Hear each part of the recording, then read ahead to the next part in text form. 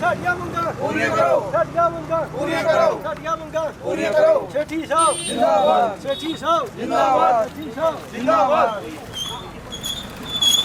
ਸੇਠੀ ਸਾਹਿਬ ਜਿੰਦਾਬਾਦ, ਸੇਠੀ ਸਾਹਿਬ ਜਿੰਦਾਬਾਦ, ਸੇਠੀ ਸਾਹਿਬ ਜਿੰਦਾਬਾਦ, ਸੇਠੀ ਸਾਹਿਬ ਜਿੰਦਾਬਾਦ, ਸੇਠੀ ਸਾਹਿਬ ਜਿੰਦਾਬਾਦ, ਸੇਠੀ ਸਾਹਿਬ ਜਿੰਦਾਬਾਦ, ਸੇਠੀ ਸਾਹਿਬ ਜਿੰਦਾਬਾਦ, ਸੇਠੀ ਸਾਹਿਬ ਜਿੰਦਾਬਾਦ, ਸੇਠੀ ਸਾਹਿਬ ਜਿੰਦਾਬਾਦ, ਜਿੰਦਾਬਾਦ। ਸਾਡੀਆਂ ਮੰਗਾਂ ਪੂਰੀ ਕਰੋ, ਸਾਡੀਆਂ ਮੰਗਾਂ ਪੂਰੀ ਕਰੋ। ਰੇਟ ਦਾ ਮਸਲਾ ਹੱਲ ਕਰੋ, ਰੇਟ ਦਾ ਮਸਲਾ ਹੱਲ ਕਰੋ, ਰੇਟ ਦਾ ਮਸਲਾ ਹੱਲ ਕਰੋ। ਸੇਠੀ ਸਾਹਿਬ जिंदाबाद। जी सर।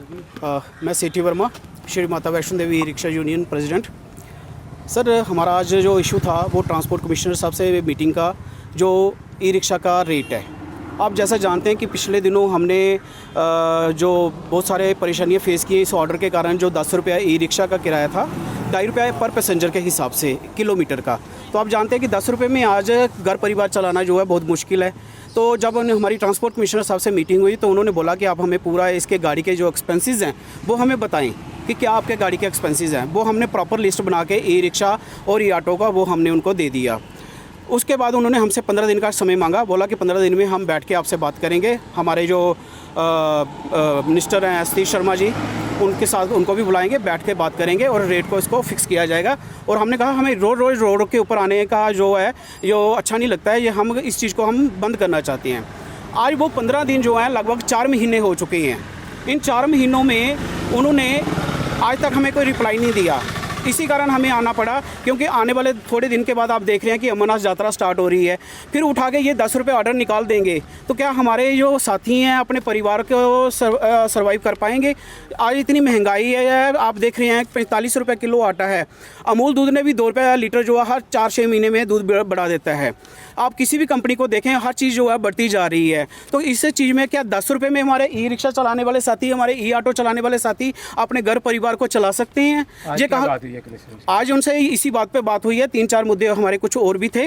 पहला मुद्दा तो यही था कि जो रेट को लेकर के उन्होंने बोला जी हाँ हमने ये प्रोसेस में है, हमने ऊपर भेज दिया हुआ है आपका फ़ाइल, वो ऑर्डर जब होकर तैयार आएगा तो हम आपको बताएंगे। हमने कहा अगर वो कह रहे थे कि हम देखेंगे कि पेट्रोल वर्जन से ज़्यादा तो नहीं है। हमने कहा जो पेट्रोल गाड़ी है वो 10,000 रुपये में उसका इंजन अगर ख़राब हो जाए तो तैयार हो जाता है नया, तो उसको 8-10 साल परेशानी कोई नहीं है, तेल आप डालते जाइए और चलाते जाइए।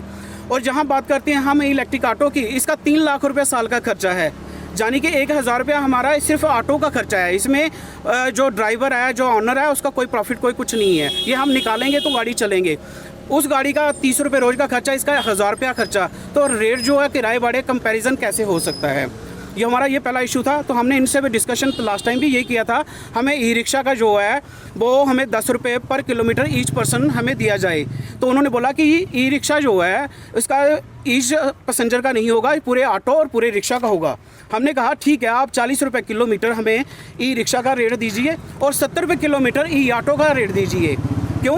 जे हमें उससे भी ज़्यादा महंगा पड़ता है, बहुत ज़्यादा इसके एक्सपेंसेस हैं। अगर बात करें इसके बैटरी की, 2.5 लाख रुपए की बैटरी है, 45,000 का चार्जर है, इसका 60,000 का ये मोटर है, 43,000 का कंट्रोलर है। डिमांड क्या करना चाहते हैं? हम डिमांड ये कहते हैं कि जिस तरह से हम महंगाई दर बढ़ती जा रही है, जो हमें ग्राउंड पे परेशानी आ रही है, उसके अकॉर्डिंग हमने इनको बताया था कि 70 रुपये किलोमीटर हमारा रेट यो निर्धारित किया जाए। क्यों? हमारा जम्मू जो है हिल स्टेशन में भी आता है और प्लेन में भी आता है, ये हमें दोनों चीज़ें फेस करनी पड़ती हैं।